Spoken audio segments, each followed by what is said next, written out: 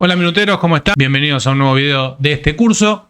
Y hoy vamos a hablar un poco sobre patrones para sacarle el mayor provecho, sacarle jugo a las torres. Así que si querés aprender, quédate en el video. Bueno, ahora vamos a ver distintos patrones que tenés que conocer, tenés que añadir a tu arsenal como jugador de ajedrez para sacarle el mayor provecho posible a las torres. Las torres por lo general casi siempre juegan por las columnas, entonces cuando veas columnas abiertas, lo primero que a uno se le tiene que venir a la mente es traer las torres. Por supuesto que puede haber excepciones.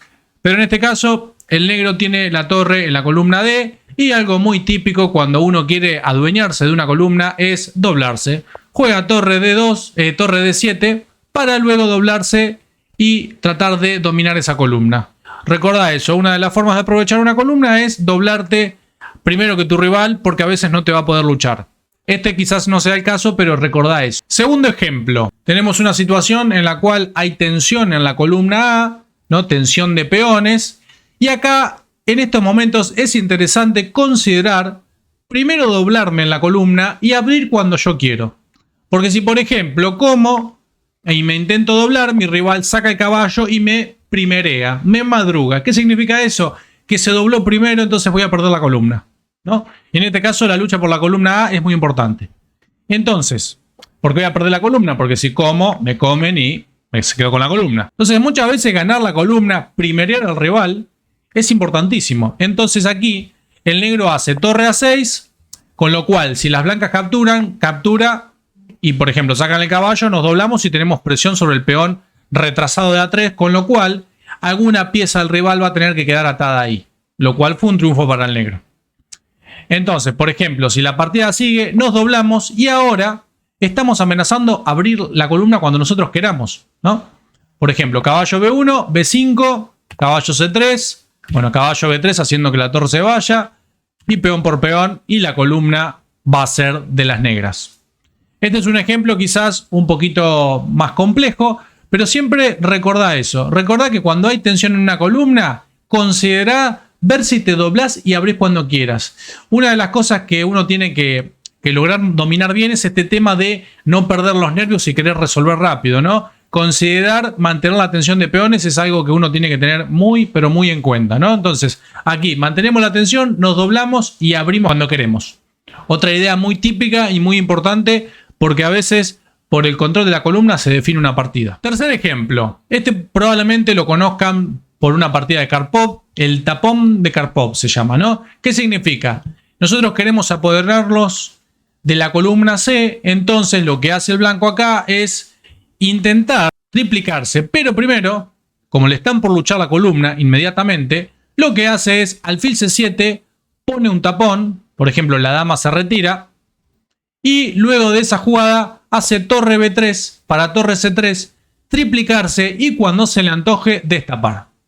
Eso es algo muy típico también en la lucha por una columna, ¿no? El tapón. Entonces, alfil C7, tapona la columna, se triplica y cuando se le antoja, retira el alfil. Bien, continuando con ideas de la torre. En este caso vamos a ver algo muy común que es la torre por filas. En los finales, muchas veces utilizar las torres por las filas y también por las columnas, lo que logra es que nosotros le vayamos dando toques a los peones del rival y muchas veces toquetea a sus peones y se afloja, ¿no?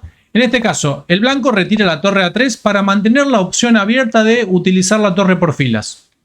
Pero hay otras situaciones en las cuales nosotros vamos utilizando la torre por filas, dándole toque a los peones del rival y por ahí los mueve mal y le quedan todos sueltos. Entonces, en los finales, ten en cuenta siempre que la torre no solamente juega por la columna, sino que también puede jugar por las filas.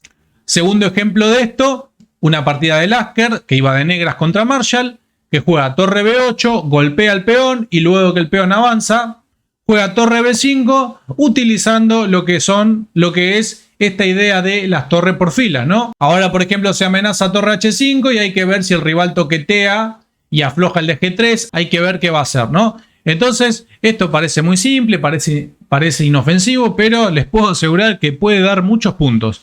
Así que para sacarle el mayor provecho posible a una torre, no solamente se utiliza por una columna, sino consideren utilizarlas por las filas. Y hablando de eso, otra forma de activar una torre relacionado con esto de utilizarla por las filas es mover el peón torre para que luego la torre haga el caminito, ¿no? Esas ideas, esos patrones los tienen que tener muy en cuenta. Y en este caso el negro no lucha la columna porque quiere mantener torres para ir a atacar, por ejemplo, desde B4 o desde A4 los peones débiles del rival. Y no cambia torres porque por el momento el caballo está cubriendo la casilla de entrada. Entonces, si mi rival domina la columna pero no puede invadir, muchas veces es un dominio ficticio. Esto cuesta mucho entenderlo porque va en contra del concepto de las torres a las columnas. Pero también recuerden que muchas veces las reglas generales en el ajedrez pueden romperse, ¿no? Entonces hay que estar atento a que a veces la excepción es más fuerte que la regla. Así que a recordar eso, ¿no? El dominio de una columna va a ser el dominio siempre y cuando yo pueda invadir y comer algo y molestar, ¿no? O atar alguna pieza. Entonces el negro va a llevar a cabo, digamos, con el caballo está conteniendo la acción de estos dos y va a llevar a cabo esta maniobra si se lo permiten, ¿no? Y adicionalmente esta jugada también apunta a ganar espacio con el peón y evitar que me vengan a desafiar el caballo fácilmente para luego invadir. Vamos con el siguiente ejemplo, lo que se llama el vaciado de columna. El vaciado de columna tiene que ver un poco con esto de romper las reglas, ¿no? Acá el blanco juega torre de 1 y como hay alfil de distinto color, el negro podría cambiar torres y ganarse otro peón, pero por ahí sería bastante difícil de imponer eso. Entonces lo que decide es, en vez de cambiar torres, dejarle la columna al rival. Por supuesto que si se la invaden, el rey puede venir acá amenazando de expulsar al alfil. Y si la torre viene acá, la torre puede ser fácilmente expulsada, ¿no?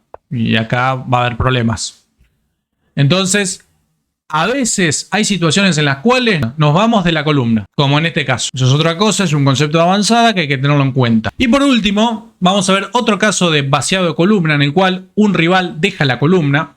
Y en este caso, el blanco juega torre C1, el negro se dobla y la columna C, que es la columna que está abierta, no es la más importante. La más importante es la D porque queremos atacar al peón aislado.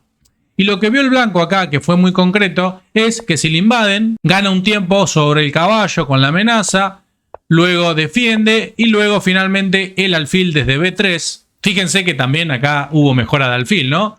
El tipo habló con el alfil y le dijo dónde quedaría bien el alfil. Y dijo en B3. Porque desde B3 ataca una debilidad y defiende las entradas. La casilla ideal para el alfil es B3.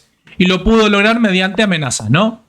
Y ahora finalmente el alfil llega a destino. Fíjense que la columna, si bien la domina el negro, no puede utilizarla porque no puede invadir. Entonces es un dominio ficticio. Y ahora el blanco simplemente se va a tratar de atacar con todo ese peón, ¿no? Y en algún momento se puede llevar el caballo hacia F4 para atacar también. O hacia C3. Casi toda la artillería apunta acá. Esto es más difícil de aplicar. Es un concepto un poquito más avanzado. Pero recuerden que existe, ¿no? Que a veces si ustedes están en una partida y se les ocurre dejarle la columna al rival con una causa justificada, puede suceder, no se les está ocurriendo nada alocado. Es algo que existe, hay que ver que funcione nada más. Pero a veces ir en contra de la idea de dejar la columna es una opción. Así que bueno amigos, espero que les haya gustado mucho el video, que hayan aprendido un montón. Recuerden tomarse 10 segunditos para dejar un comentario, un like. Yo sé que cuesta, pero ayuda mucho. Y si estás agradecido por este contenido, esa es tu forma de hacerlo. Te espero en el próximo.